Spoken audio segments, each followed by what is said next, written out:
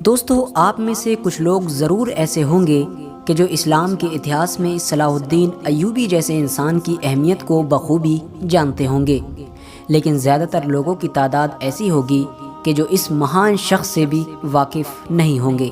اور اس کی سب سے مین وجہ یہی ہے کہ آج ہماری نئی جنریشنز نے اپنا ہیرو آئرن مین، سپر مین اور بیٹ مین جیسے بڑے بڑے فرضی کریکٹرز کو بنا رکھا ہے، جن کا اصل میں اس دنیا میں کوئی وجود بھی نہیں ہے۔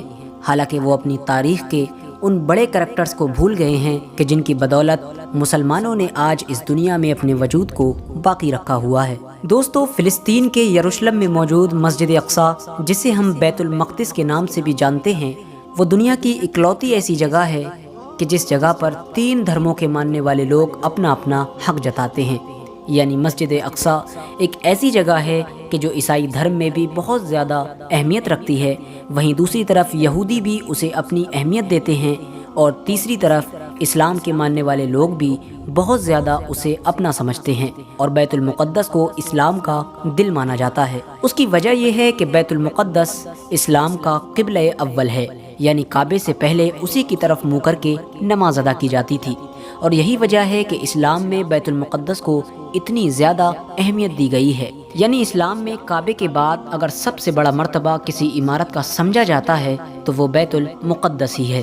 بیت المقدس سے 3 مذہبوں کی عقیدت کے جڑے ہونے کی وجہ سے ہی ہمیشہ سے ہی مسلمانوں، یہودیوں اور عیسائیوں کے درمیان اس پر اپنا حق جتانے کے لیے جنگیں ہوتی آئی ہیں، اور یہ کبھی یہودیوں کے ہاتھ میں رہا، کبھی عیسائیوں کے، تو کبھی مسلمانوں کے بھی ہاتھ میں آیا۔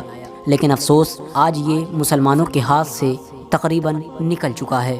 دوستو، آج کی اس ویڈیو میں ہم بات کرنے والے ہیں ایک ایسے ہی بہادر یودھا کے بارے میں کہ جس نے بیت المقدس کو فتح کیا تھا، اور اس شخص کو دنیا سلطان صلاح الدین ایوبی کے نام سے جانتی ہے۔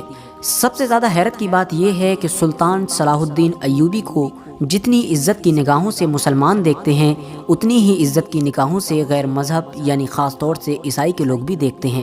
حالانکہ ہم سب لوگ بخوبی جانتے ہیں کہ سلطان صلاح الدین ایوبی نے بیت المقدس کو عیسائیوں سے ہی فتح کیا تھا، یعنی عیسائیوں سے چھینا تھا۔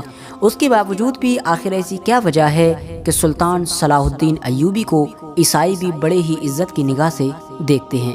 تو چلیے آج کی اس ویڈیو میں ہم ان تمام باتوں پر بات کریں گے۔ ویڈیو کو شروع کرنے سے پہلے بس میری چھوٹی سی گزارش ہے کہ جو لوگ چینل پر نئے آئے ہیں تو چینل کو سبسکرائب کرتے ہوئے ساتھ ہی میں بیل آئیکن کو بھی دبا دیں، اور ہماری حوصلہ افزائی کے لیے ہماری ویڈیو کو ضرور لائک کیا کیجیے تاکہ اسی طرح کی ہسٹوریکل اور نالجبل ویڈیوز کا یہ سلسلہ ہم جاری رکھ سکیں۔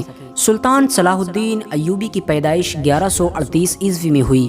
آپ کا پورا نام سلطان صلاح الدین یوسف بن ایوب تھا۔ آپ کی سلطنت کو ایوبی سلطنت کے نام سے جانا جاتا ہے۔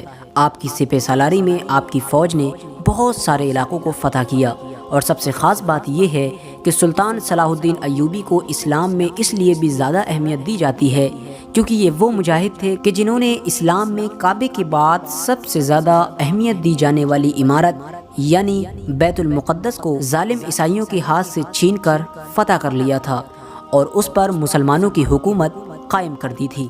عیسائیوں نے مسلمانوں سے جب بیت المقدس کو چھینا اور بیت المقدس پر فتح حاصل کی تو مسلمانوں پر ظلم و ستم کی حدیں پار کر دی۔ بیت المقدس کی کہانی شروع ہوتی ہے کافی لمبے وقت پہلے سے۔ حضرت عمر فاروق اعظم کے دور میں مسلمانوں نے بیت المقدس کو فتح کر لیا تھا، اور اس کے بعد تقریباً 3 صدیوں سے زیادہ مسلمانوں کے پاس ہی اس کی باغ ڈور رہی۔ لیکن پھر اس کے بعد دھیرے دھیرے مسلمان کمزور پڑنے لگے۔ مسلمان چھوٹے چھوٹے فرقوں میں بڑھ گئے، جس کا نتیجہ یہ ہوا کہ اس وقت کی مسلم سلطنت جو کہ سلجوق سلطنت تھی وہ کمزور پڑ گئی، اور دھیرے دھیرے فلسطین، سیریا جیسے علاقوں پر عیسائیوں نے قبضہ کرنا شروع کر دیا، اور آخرکار 1099 میں عیسائیوں نے مسلمانوں سے بیت المقدس کو بھی چھین لیا۔ مسلمانوں کے ہاتھوں سے جب بیت المقدس نکل گیا اور وہاں پر عیسائی ظالموں کی حکومت ہو گئی تو پوری اسلامی دنیا میں ماتم کی لہر چھا گئی، کیونکہ یقیناً بیت المقدس کو اسلام میں بہت زیادہ اہمیت حاصل تھی۔ اگر ہم دوسرے لفظوں میں کہیں تو بیت المقدس اسلام کا ایک دل ہے، لہٰذا اسی وجہ سے ہر بندہ پریشان تھا کہ اب کیا ہوگا۔ عیسائیوں نے فلسطین میں لاکھوں مسلمانوں کا خون بہایا، چھوٹے چھوٹے بچے، بوڑھوں، عورتوں، کسی کو بھی نہیں بخشا، یہاں تک کہ حالت ایسی ہو گئی کہ فلسطین کے پوری زمین پر مسلمانوں کا خون ہی خون نظر آ رہا تھا۔ اس کے بعد کئی مسلم حکمرانوں نے لگاتار بیت المقدس کو فتح کرنے کی کوشش کی، لیکن ہزاروں شہادتوں کے باوجود بھی ہر حکمران ناکام رہا اور بیت المقدس پر مسلمانوں کو فتح نصیب نہیں ہو پائی۔ آخرکار ہمیشہ کی طرح وقت نے پھر سے انگڑائی لی اور پیدائش ہوتی ہے ایک ایسے شخص کی جس کا نام تھا نور الدین زنگی۔ نور الدین زنگی نے اپنی زندگی کا یہ مقصد بنا لیا تھا کہ چاہے کچھ بھی ہو جائے مجھے بیت المقدس کو فتح کرنا ہے، اور ان کے پاس ایک ایسا ممبر بھی موجود تھا جو انہوں نے یہ خواہش کر کے ہی بنوایا تھا کہ جب میں بیت المقدس کو فتح کروں گا تو اس مسجد میں اس ممبر کو نصب کروں گا، لیکن افسوس خدا تعالیٰ کو کچھ اور ہی منظور تھا۔ نور الدین زنگی کی فوج میں ایک عام سپاہی تھا جس کا نام تھا صلاح الدین ایوبی۔ دھیرے دھیرے صلاح الدین ایوبی نے اپنی ہوشیاری اور بہادری کے دم پر نور الدین زنگی کی فوج میں اعلیٰ سے اعلیٰ منصب حاصل کرنا شروع کر دیے، اور ایک وقت ایسا آیا کہ صلاح الدین ایوبی مصر کے گورنر بنا دیے گئے۔ جب نور الدین زنگی کی وفات ہوئی تو کوئی بھی ایسا قابل شخص موجود نہیں تھا کہ جو ان کی جگہ پر تخت پر بیٹھ سکے، لہٰذا تمام لوگوں نے متفق ہو کر نور الدین زنگی کی پوری سلطنت صلاح الدین ایوبی کے ہاتھوں میں سونپ دی، اور لہٰذا صلاح الدین ایوبی کو بھی وہ موقع ملا جن کی اس کو ہمیشہ سے تمنا تھی، یعنی بیت المقدس کو فتح کرنے کا۔ سلطان صلاح الدین ایوبی نے مصر کے تخت پر بیٹھتے ہی اپنی زندگی کا ایک ہی مقصد بنا لیا تھا، اور وہ مقصد تھا بیت المقدس کو فتح کرنا۔ ان کے دماغ میں ہمیشہ یہی چیز چلتی رہتی تھی کہ کس طرح ہم اپنے آباء و اجداد کی اس چیز کو واپس لیں جو ہم سے چھین لی گئی ہے۔ اور سب سے بڑی حیرت کی بات یہ تھی کہ جس وقت سلطان صلاح الدین ایوبی کو تخت پر بٹھایا گیا ان کی عمر صرف 21 سے 22 سال تھی۔ اب آپ سوچ سکتے ہیں کہ ان کے اندر کتنی قابلیت موجود تھی۔ کہا جاتا ہے کہ جب صلاح الدین ایوبی مصر کے تخت پر بٹھائے گئے تو اس وقت مصر کے حالات بہت زیادہ خراب ہو چکے تھے۔ مسلمان چھوٹے چھوٹے گروپ میں بٹ چکے تھے، زناکاری اور شراب پینا بہت زیادہ عام ہو چکا تھا۔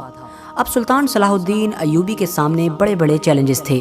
انہیں جہاں ایک طرف بیت المقدس کو فتح کرنے کے لیے اپنے مشن کو آگے بڑھانا تھا، تو وہیں دوسری طرف شراب اور زنا جیسے بری بری چیزوں سے بھی اپنی سلطنت کو چھٹکارا دلانا تھا۔ مصر کے حالات اس وقت ایسے ہو چکے تھے کہ ایک مسلمان اور غدار کو پہچاننا بڑا مشکل کام تھا، کیونکہ وہاں پر جہاں ایک طرف عیسائی مسلمانوں کے لباس میں گھس چکے تھے تو وہیں دوسری طرف عیسائیوں نے مسلمانوں میں ہی خرید و فروخت کر کے اپنے ایجنٹ لگا رکھے تھے۔ پتہ ہی نہیں چل پاتا تھا کہ کون اپنا ہے اور کون بیگانہ۔ اس دور کی عیسائی حکومت میں خوبصورت لڑکیاں اور شراب بہت زیادہ کارگر مانی جاتی تھی، یعنی ان لوگوں کا یہ معمول تھا کہ وہ جب بھی کسی ایسے انسان کو دیکھتے تھے کہ جسے دیکھ کر انہیں یہ محسوس ہوتا تھا کہ یہ دشمن ہماری ٹکر کا دشمن ہے یا ہم سے کہیں زیادہ مضبوط دشمن ہے، تو وہ اس کے خلاف شراب یا لڑکیوں کو استعمال کیا کرتے تھے۔ اور افسوس ان کی اس ناپاک سازش میں بہت سے مسلم حکمران پھنس بھی جایا کرتے تھے۔ دوستو، جب صلاح الدین ایوبی نے بیت المقدس کو فتح کرنے کا ارادہ کیا تو ان کے اس ارادے کی خبر بھی مسلم غداروں کے ذریعے سے مصر سے فلسطین پہنچ گئی۔ لہٰذا بیت المقدس کی جب عیسائی حکومت کو یہ پتہ چلا کہ صلاح الدین ایوبی نامی ایک مضبوط سپہ سالار پھر سے ان کی زمین پر قبضہ کرنے کے لیے تیاری کر رہا ہے، تو ان لوگوں نے صلاح الدین ایوبی کے خلاف بھی وہی چال چلی جو وہ ہمیشہ سے چلتے آ رہے تھے، یعنی شراب اور لڑکیوں کا استعمال کرنا۔ مصر کی مسلمانوں کی حکومت کی فوج میں ہی ایک کمانڈر تھا جس کا نام تھا نازی۔ یہ دیکھنے میں تو بظاہر مسلمان تھا لیکن اندرونی طور پر پکا عیسائیوں کا ایجنٹ تھا۔ بیت المقدس کے عیسائیوں نے اس ایجنٹ کے ذریعے سے کئی بار یہ کوشش کی کہ صلاح الدین ایوبی کو شراب پلائی جائے، لہٰذا نازی نے اپنی طرف سے پوری کوشش کی کہ وہ صلاح الدین ایوبی کو شراب پلائے۔ کئی جگہ محفل میں اس نے پیشکش کی، لیکن صلاح الدین ایوبی نے اس کی اس چال کو اپنے سامنے ذرہ برابر بھی ٹکنے نہ دیا۔ صلاح الدین ایوبی نے کبھی بھی شراب کو پینا تو دور ہاتھ تک نہیں لگایا، لہٰذا نازی کو جب اس بات کا یقین ہو گیا کہ صلاح الدین ایوبی اس شراب کو کبھی ہاتھ نہیں لگائے گا تو پھر اس نے ناکام ہو کر اپنا دوسرا والا فارمولہ اپنایا، اور وہ دوسرا والا فارمولہ تھا لڑکی کا فارمولہ۔ لہٰذا اس نے ایک رات ایک بہت زیادہ خوبصورت لڑکی کو اپنے کام کے لیے راضی کر لیا۔ اس خوبصورت لڑکی کو راضی کرنے کے بعد وہ نازی جنرل جو عیسائیوں کا ایجنٹ تھا وہ حضرت سلطان صلاح الدین ایوبی کے پاس گیا اور اس نے سلطان سے کہا کہ سلطان، ایک لڑکی آئی ہے جو بہت دور سے سفر طے کر کے آئی ہے اور وہ آپ سے ملنا چاہتی ہے اور وہ بہت پریشان ہے۔ سلطان صلاح الدین ایوبی نے کہا اگر ایسی بات ہے تو بالکل اس لڑکی کو جلد از جلد اندر بلا لیا جائے، لیکن ظاہر ہے کہ نازی کے ارادے تو کچھ اور ہی تھے۔ نازی نے سلطان صلاح الدین ایوبی سے کہا کہ وہ لڑکی اس بات کی بھی ضد کر رہی ہے کہ وہ آپ سے اکیلے میں ملنا چاہتی ہے۔ یہ سن کر سلطان صلاح الدین ایوبی کے چہرے پر مسکراہٹ آ گئی، کیونکہ آپ سمجھ چکے تھے کہ یہ نازی جو اندرونی طور پر عیسائیوں کا ایجنٹ ہے یہ آپ کو کس جال میں پھنسانا چاہتا ہے۔ لہٰذا سلطان صلاح الدین ایوبی نے فرمایا اگر ایسی بات ہے تو ٹھیک ہے، میں اپنے خیمے میں جا رہا ہوں اور اسے اس خیمے میں بھیج دیا جائے۔ سلطان صلاح الدین ایوبی کی اجازت ملنے کے بعد اس غدار کمانڈر نے اس لڑکی کو یہ مشورہ دیا کہ تمہیں جا کر سلطان صلاح الدین ایوبی کے ساتھ غلط حرکتیں کرنا ہیں اور ان کو اپنی طرف مائل کرنے کی پوری کوشش کرنا ہے، اور ساتھ ہی اس سے یہ وعدہ کیا گیا کہ اگر تو سلطان صلاح الدین ایوبی کو ایک گلاس بھی شراب پینے کے لیے راضی کر لے گی تو تجھے وہ سب کچھ دیا جائے گا جو تیری مرضی ہوگی۔ لہٰذا اس ارادے کے ساتھ وہ لڑکی سلطان صلاح الدین ایوبی کے خیمے کی طرف روانہ ہوئی، لیکن جیسے ہی وہ لڑکی سلطان صلاح الدین ایوبی کے خیمے میں داخل ہوئی تو فوراً سلطان صلاح الدین ایوبی نے اپنے کندھوں سے چادر اتار کر اس لڑکی کو وہ چادر دے دی اور اس سے یہ کہا کہ اس چادر سے اپنے بدن کو ڈھک لو۔ یہ سنتے ہی وہ لڑکی اپنے اوپر بہت شرمندہ ہوئی۔ اس کے بعد سلطان صلاح الدین ایوبی نے بڑے ہی محبت کے ساتھ اس لڑکی سے یہ سوال پوچھا کہ اے لڑکی، تمہارے ماں باپ کون ہیں؟ یہ سن کر وہ لڑکی خاموش ہو گئی، کیونکہ ظاہر ہے کہ اسے یہ خبر نہیں تھی کہ اس کے ماں باپ کون ہیں، کیونکہ اس وقت عیسائی حکومت کے لوگ یتیم بچوں کو قیدی بنا لیا کرتے تھے اور ان میں سے جو بھی خوبصورت لڑکیاں ہوا کرتی تھیں ان کی بچپن سے ہی اسی کام کے لیے پرورش کیا کرتے تھے۔ اس کے بعد وہ لڑکی سسک سسک کر رونے لگی اور حضرت سلطان صلاح الدین ایوبی سے کہنے لگی کہ ان لوگوں نے مجھے آپ کے ساتھ غلط کام کرنے کے لیے بھیجا تھا۔ یہ سن کر سلطان صلاح الدین ایوبی کے چہرے پر مسکراہٹ آئی اور آپ نے اس لڑکی سے فرمایا جاؤ اور اپنے سرداروں سے کہنا کہ تم نے مجھے جو کام سونپا تھا میں نے وہ کام کر دیا ہے۔ اس لڑکی نے جا کر اپنے سرداروں سے یہی کہا اور اس لڑکی کی یہ بات سن کر تمام عیسائی لوگ خوش ہو گئے۔ انہیں یہ لگا کہ شاید وہ اپنے مشن میں کامیاب ہو گئے۔ اگلی صبح ہوتے ہی نازی کمانڈر یعنی جو عیسائیوں کا آدمی تھا اور مسلمانوں کی فوج میں رہا کرتا تھا اس نے یہ غدر مچانا شروع کر دیا کہ دیکھو ہمارا سلطان تو ایک شرابی ہے، ہمارا سلطان تو ایک زناکار ہے۔ تمام لوگ اس سے بڑی حیرت میں پڑ گئے اور لوگوں کے درمیان پھوٹ پڑنا شروع ہو گئی۔ جب سلطان صلاح الدین ایوبی اپنے خیمے سے باہر آئے تو انہوں نے دیکھا کہ پورے محل میں ان کے بارے میں یہی باتیں گردش کر رہی ہیں۔ سلطان صلاح الدین ایوبی نے فوراً فرمایا کہ تم لوگ مجھ پر اتنی بڑی بڑی تہمت لگا رہے ہو، کم سے کم ایک بار اس لڑکی سے تو پوچھو جس کے بارے میں نازی کمانڈر دعویٰ کر رہا ہے۔ لہٰذا اس لڑکی کو بلایا گیا۔ اس لڑکی نے تمام لوگوں کے سامنے یہ جواب دیا کہ قسم ہے مجھے اس خدا کی جس کو میں مانتی ہوں، میں نے اپنی زندگی میں سلطان صلاح الدین ایوبی سے زیادہ شریف اور نیک شخص نہیں دیکھا ہے، کیونکہ رات بھر میں ان کے خیمے میں رہی، اس کے باوجود بھی سلطان صلاح الدین ایوبی نے کوئی غلط کام کرنا تو دور میری طرف غلط نگاہ سے بھی نہیں دیکھا۔ لہٰذا جب لڑکی نے یہ جواب دیا تو تمام لوگوں کے سامنے اس نازی کمانڈر کی کرکری ہو گئی اور اس کا منہ کالا ہو گیا۔ عیسائیوں کی جب یہ لڑکی اور شراب دونوں سازشیں ناکام ہو گئیں تو اس کے بعد بھی انہوں نے مسلسل سلطان صلاح الدین ایوبی کے خلاف سازشیں جاری رکھیں، لیکن وہ ہر سازش میں ناکام ہوئے جاتے تھے۔ لہٰذا اب ان لوگوں کو ڈر ستانے لگا تھا کہ آخر سلطان صلاح الدین ایوبی سے کیسے نپٹا جائے، ورنہ ایک دن وہ آئے گا کہ یہ بیت المقدس کو ہمارے ہاتھوں سے چھین لے گا۔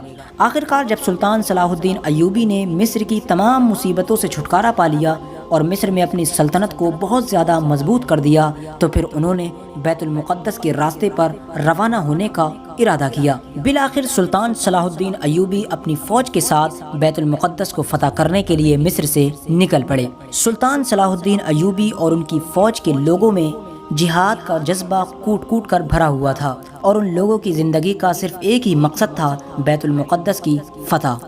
اور پھر ہتین کے میدان میں عیسائی اور مسلمانوں کی فوجیں آمنے سامنے ہوئیں۔ بہت خطرناک جنگ شروع ہوئی جس میں مسلمانوں کی فوج نے عیسائیوں کی فوج کا صفایا کرنا شروع کر دیا۔ سلطان صلاح الدین ایوبی کی خوکھار فوج ظالم فوج کا صفایا کرتے ہوئے بیت المقدس کی طرف اپنے قدم دھیرے دھیرے بڑھا رہی تھی، اور خود سلطان صلاح الدین ایوبی اپنی فوج کا جوش بڑھانے کے لیے اپنی فوج کے درمیان میں آ کر عیسائیوں کے ساتھ جنگ کر رہے تھے۔ ہزاروں ظالم فوجیوں کو قتل کر دیا گیا اور ہزاروں عیسائی سپاہیوں کو گرفتار کر لیا گیا۔ سلطان صلاح الدین ایوبی نے اپنے گھوڑے کی رفتار بڑھائی اور بیت المقدس پر اسلام کا جھنڈا بلند کر دیا، اور اسی دن سے مسیحی حکومت کا وہاں سے خاتمہ ہو گیا اور مسلمانوں کی حکومت قائم ہو گئی۔ سلطان صلاح الدین ایوبی اپنی پوری عظیم فوج کے ساتھ پوری شان و شوکت کے ساتھ بیت المقدس میں داخل ہوئے۔ جب بیت المقدس کو مسلمانوں نے فتح کیا تو وہاں کے عیسائی لوگوں کو یہی امید تھی کہ شاید انہیں قتل کر دیا جائے گا، کیونکہ انہیں معلوم تھا کہ جب ہم لوگوں نے بیت المقدس کو فتح کیا تھا تو ہم نے مسلمانوں کا قتل عام کیا تھا۔ لیکن سلطان صلاح الدین ایوبی نے ویسا کچھ بھی نہیں کیا جیسا اس وقت کی عیسائی فوجوں نے مسلمانوں کے ساتھ کیا تھا۔ سلطان صلاح الدین ایوبی نے تمام عیسائیوں کو فدیہ لے کر وہاں رہنے کی اجازت دے دی، اور جو لوگ غریب تھے، فدیہ نہیں دے سکتے تھے، ان کا فدیہ خود سلطان صلاح الدین ایوبی اور ان کے بھائی نے ادا کیا۔ اس کے بعد سلطان صلاح الدین ایوبی نے نور الدین زنگی کا وہ ممبر بیت المقدس میں نصب کر دیا، جو ممبر نور الدین زنگی نے اس خواہش کے ساتھ بنوایا تھا کہ جب وہ بیت المقدس کو فتح کریں گے تو اس میں یہ ممبر رکھا جائے گا۔ لیکن دیکھیے خدا کو کیا منظور تھا کہ نور الدین زنگی کی خواہش سلطان صلاح الدین ایوبی نے پوری کی۔ بیت المقدس کی فتح کی خبر جب پوری دنیا میں ہوا کی طرح پھیل گئی کہ سلطان صلاح الدین ایوبی نام کے ایک انسان نے بیت المقدس کو فتح کر لیا ہے، تو تمام دوسری عیسائی حکومتوں میں تہلکہ مچ گیا۔ دیکھتے ہی دیکھتے تمام عیسائی حکومتوں نے آپس میں ایکتا کر لی، اور انگلینڈ، جرمنی، فرانس، اس طرح کے تمام دیشوں نے مل کر ایک فوج تیار کی۔ انگلینڈ کا بادشاہ رچرڈ اور فرانس کا بادشاہ فلپ اپنی فوجوں کو لے کر فلسطین کی طرف روانہ ہوئے۔ عیسائیوں کی اس پوری فوج کی تعداد تقریباً 6 لاکھ تھی۔ وہیں سلطان صلاح الدین ایوبی کی فوج کی تعداد کچھ ہزاروں میں ہی تھی، لیکن اس کے باوجود بھی مسلسل سلطان صلاح الدین ایوبی تقریباً 3 سے 4 سال تک لگاتار اس فوج کا مقابلہ کرتے رہے۔ آخرکار عیسائی فوجوں کو یہ لگنے لگا کہ انہیں اب کچھ ہاتھ نہیں آنے والا ہے، تو انہوں نے سلطان صلاح الدین ایوبی سے صلح کر کے واپس جانے کا ارادہ کر لیا، اور آخرکار اس طرح سے سلطان صلاح الدین ایوبی نے پوری دنیا میں یہ ثابت کیا کہ وہ اپنے دور کے سب سے مضبوط، سب سے بہادر اور سب سے ہوشیار سپہ سالار ہیں۔ سلطان صلاح الدین ایوبی ایک بہادر اور نڈر جنگجو ہونے کے ساتھ ساتھ بہت نیک دل انسان بھی تھے۔ وہ ہمیشہ بہت زیادہ صدقہ کیا کرتے تھے۔ ہر غریب انسان کو وہ اپنے سینے سے لگایا کرتے تھے اور اس سے محبت سے باتیں کیا کرتے تھے۔ وہ اپنی سلطنت میں ہمیشہ ان لوگوں سے ملنا زیادہ پسند کیا کرتے تھے جو غریب اور کمزور ہوا کرتے تھے۔ انہوں نے اپنی زندگی میں جو بھی روپیہ کمایا اس کا زیادہ تر حصہ انہوں نے صدقہ ہی کر ڈالا۔ ان کے پاس کبھی اتنا پیسہ بھی جمع نہیں ہو پایا کہ وہ حج کا فریضہ ادا کر سکیں۔ ان کی ہمیشہ سے یہ خواہش تھی کہ وہ ایک بار حج ضرور کریں، لیکن وہ جنگوں میں اتنا زیادہ مصروف رہے کہ انہیں اس چیز کا موقع بھی نہیں مل سکا، اور دوسری وجہ یہ بھی تھی کہ ان کے پاس اتنا پیسہ ہی جمع نہ ہو پایا کہ ان کے اوپر حج فرض ہو سکے۔ اب مسلم اور غیر مسلم ہر ایک سے برابری کے ساتھ ملا کرتے تھے، لہٰذا آپ کی یہ نرمی اور آپ کی یہ دریا دلی کی ہی وجہ تھی کہ تمام عیسائی لوگ بھی آپ کی آج بھی بہت زیادہ تعریفیں کیا کرتے ہیں۔ سلطان صلاح الدین ایوبی کی نیک دلی کا صرف ہم اس بات سے اندازہ لگا سکتے ہیں کہ جب آپ کی وفات ہوئی تو آپ نے اپنی نسلوں کے لیے وراثت میں کچھ بھی نہیں چھوڑا تھا۔ آپ کے مرنے کے بعد آپ کی وراثت میں صرف ایک گھوڑا، ایک تلوار، ایک زرہ، ایک دینار اور صرف 36 درہم تھے، اور ان تمام چیزوں کی قیمت ملا کر بھی اتنی قیمت نہیں بن پائی تھی کہ اس قیمت کے ذریعے سے آپ کی تدفین یعنی آپ کو دفنایا جا سکے۔ لہذا آپ کے دفنانے کا خرچہ بھی اس وقت کے خلیفہ نے اٹھایا تھا۔ اب آپ خود سوچ سکتے ہیں کہ جس شخص نے پوری زندگی بھر سلطنت کی، اس کے باوجود بھی اس نے اپنے لیے اتنا پیسہ بھی نہیں بچایا کہ جس پیسے کے ذریعے سے صرف اس کی تدفین ہی کی جا سکے۔ لہٰذا یہ تھے ہمارے اصل ہیرو کہ جن کی زندگی یقیناً ہمارے لیے ایک آئیڈل ہے۔ آج کے لیے بس اتنا ہی۔ ویڈیو پسند آنے کی صورت میں اپنے دوستوں، احباب، رشتہ داروں کے ساتھ ضرور شیئر کریں، کیونکہ اس طرح کی ویڈیوز ہمیں بہت ہی کم دیکھنے کو ملتی ہیں۔ السلام علیکم ورحمۃ اللہ وبرکاتہ۔ اللہ حافظ۔